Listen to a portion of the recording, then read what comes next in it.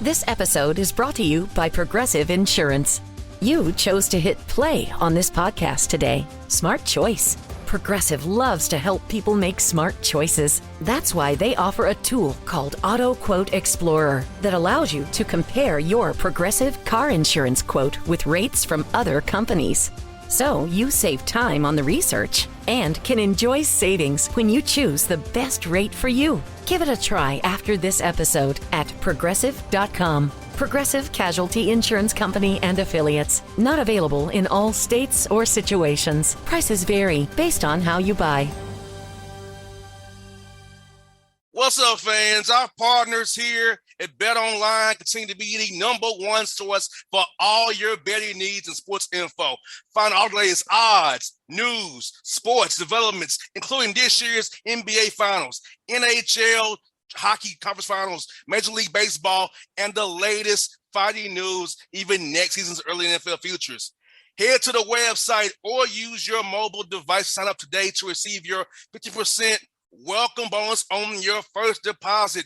Use our promo code BELIEVE, BLEAV, to get the bonus and get into the action. Bet online where the game starts. Not only does this Bet Online sponsor the Bossman Show, they'll sponsor you too. Get it, bet online today because the Boss Man said so.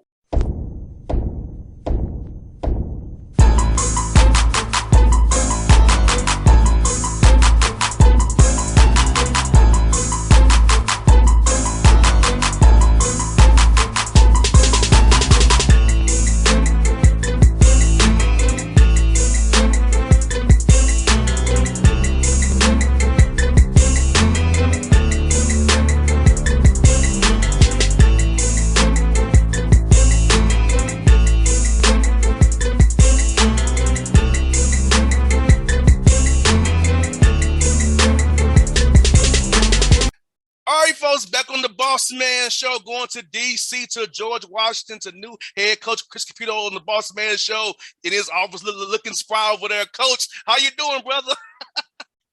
I'm good, man. It's good to be back with you. I'm excited to spend some time here this morning. I hear that, Coach. Let me ask you, man. Tell me about your past few months here at GW, man. How's that whirlwind been, man? I know you've been in D.C. before, man. You've been in that region before, people you know. Yeah. How's it feel to be back home for you pretty much, brother?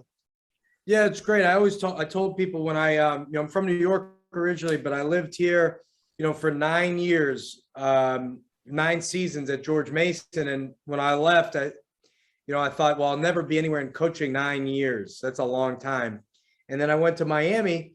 And I was in Miami 11 years, which is kind of funny. And both places have been great to me. And now to be back here where at least I kind of know my way around and know some people and have a sense of the area and all that has been great. Obviously, a lot of work to do. And anytime you take over a new program, and in particular in this time of, the transfer portal, media eligibility, guys visiting, that was one of the things where last year at Miami, we had a couple of transfers come in, Jordan Miller and Charlie Moore, but they didn't visit because of the COVID restrictions. There were no visits. And so last year's transfers really all visited via Zoom, and that was that. So you didn't go visit them. They didn't come visit you. Well, obviously this year, we're back open and those guys are taking visits. And so it's probably complicated a little bit. And then obviously the NIL is a whole new world this year as well. So a lot of new and exciting things this spring when you take over a new job. No doubt. And if you take over a job, it's good to take over a job in a place that you know very well. So for you, in moving on from being an assistant on the coach Larry Onega, to take a job like this in the area has to be everything you can wish for as your first time being your head coach on your own. Yeah, I mean, obviously, great respect for the GW program. When we, people forget when we went to the Final Four in 2006, GW had, I think they were 27-3. They had an incredible year, and if not for a Pops Mensah-Bonsu injury, they lose to Duke in the second round of the NCAA tournament. But I think they would have been a Final Four contender as well. So obviously a lot of respect for the program and the history of the program, Coach Jarvis, Coach Talent, the NIT championship in 2016, I believe. So a lot of respect for the program. And coach, I think this too, Chris, is this man is that, hey, for me, GW is a national brand because I knew about GW here in Atlanta growing up. So Yeah, here in DC, a lot of opportunity for internships and career after basketball, networking in the city of Washington, D.C. and the DMV area. So I feel like with the transfer portal and NIL being where you're located at, it's an advantage for you. And you're playing in the A10, a heck of a conference as well. Well, it's a great league, obviously a basketball league with historically good basketball programs. And, GW, it's a place that everybody kind of knows where GW is, obviously. And a top 65 school in the country academically, a place with a long history of success with international students, a place that's smack dab in the middle of the DMV where, we believe the best basketball in the country is played north and south of the district, within a few miles. There's just so many great players. And so, there's a lot of what I've said, natural resources. No doubt. And you know what's even good about, you said, Coach, with sticking to that, ADs love when you say resources. So being able to get in the car and go over the line one way or another, always good for every recruiting and expense budget, man. No doubt. Yes, indeed. So you coach with Jim Ladner all these years, Coach.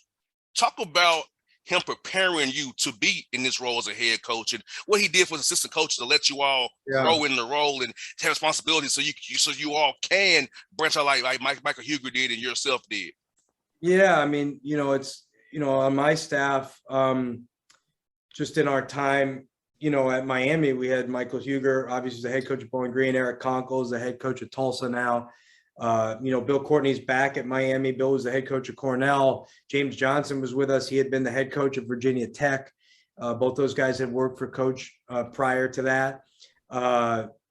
Just a number of guys throughout the years. Derek Kellogg was the head coach of LIU now and UMass. Steve Murfeld had been the head coach of Evansville and Hampton. Brian Ellerby had been the head coach of Michigan.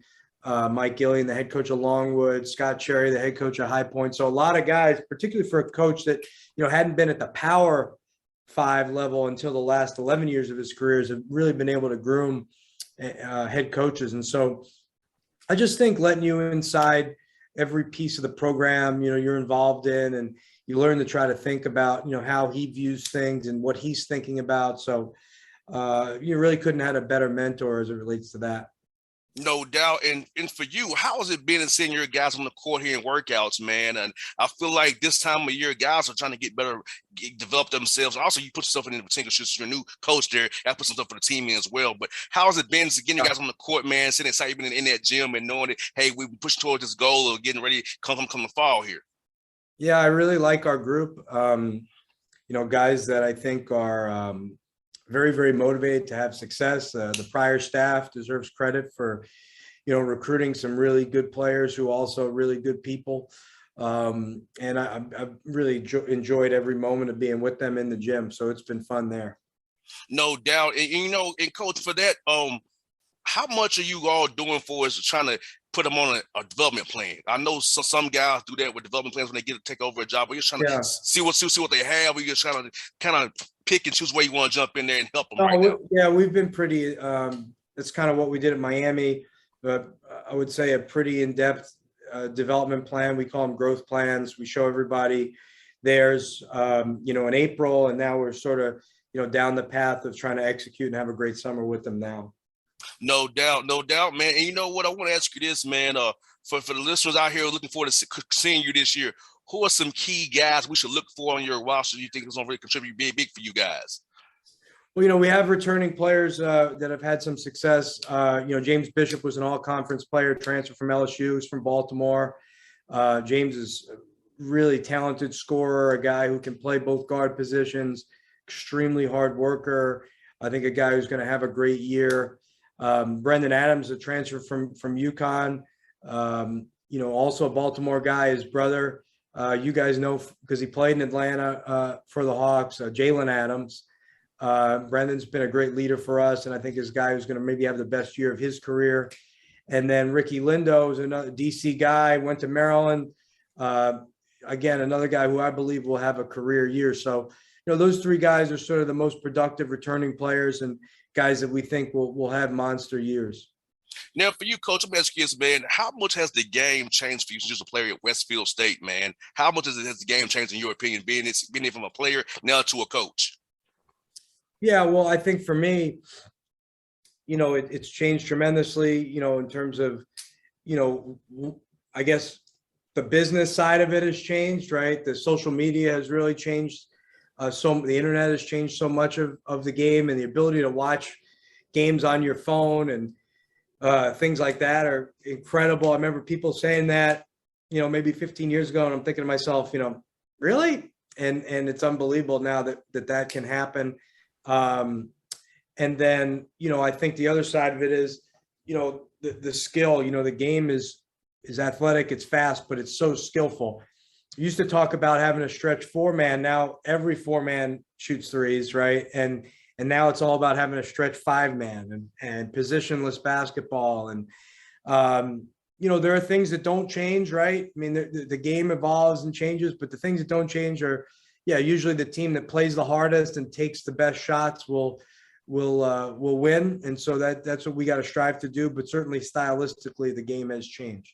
Now, Coach, about the same age, so we got to kind of enjoy being in the 80s, baby. We got all the old hardwire phones.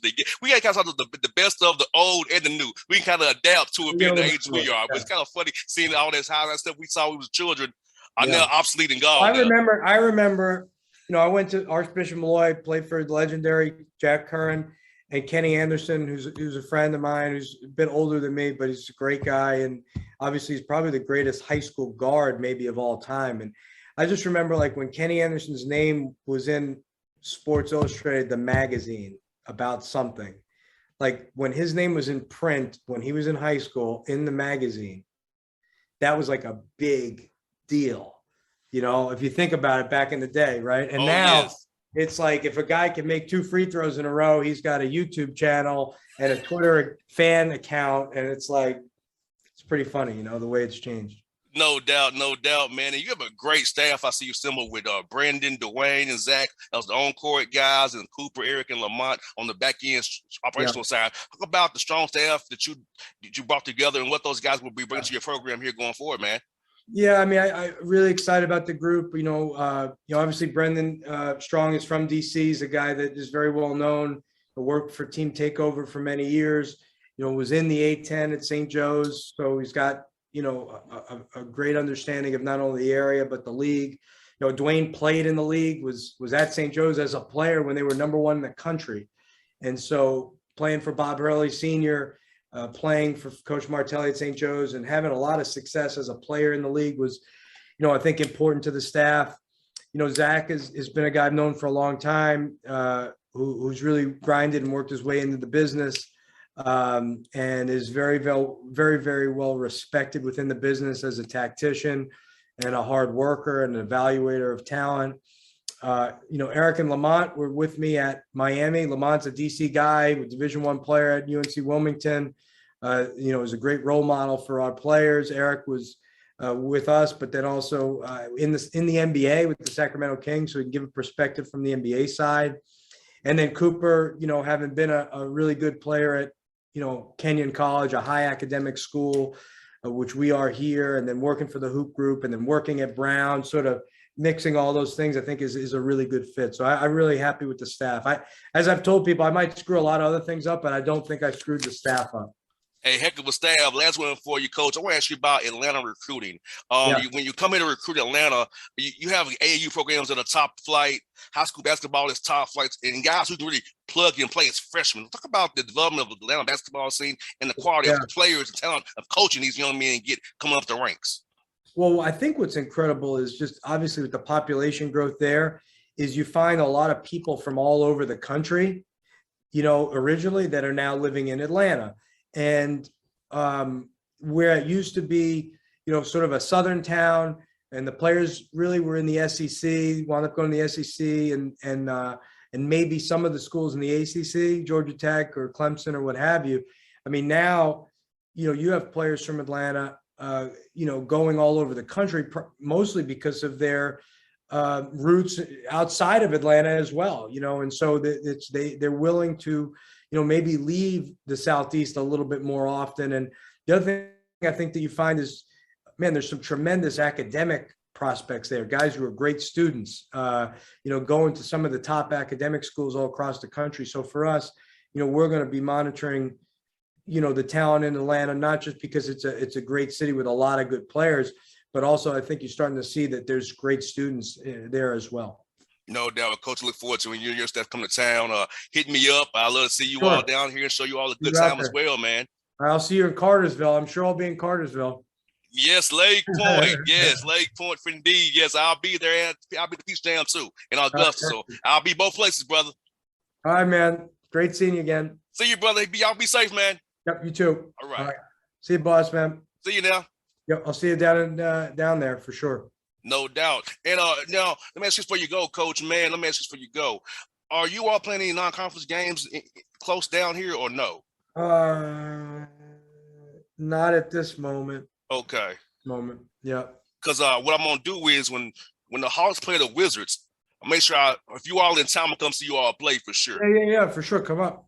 So I want you to know that. So once the schedule comes out in August, I'm gonna text you, say, hey, we coming this day. Hopefully you all have a game, and I'll come by and see you all play over there, man. Perfect. All right, y'all. Kevin, thanks, brother. See y'all soon, man. Yep, we'll see you.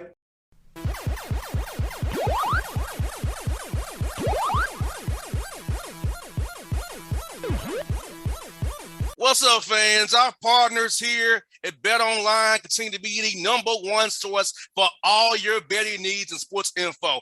Find all the latest odds, news, sports developments, including this year's NBA Finals, NHL Hockey Conference Finals, Major League Baseball, and the latest fighting news, even next season's early NFL futures. Head to the website or use your mobile device to sign up today to receive your 50% welcome bonus on your first deposit. Use our promo code BELIEVE, BLEAV, to get the bonus and get into the action. Bet online where the game starts. Not only does this Bet Online sponsor the Bossman Show, they'll sponsor you too. Bet online today because the Boss Man said so.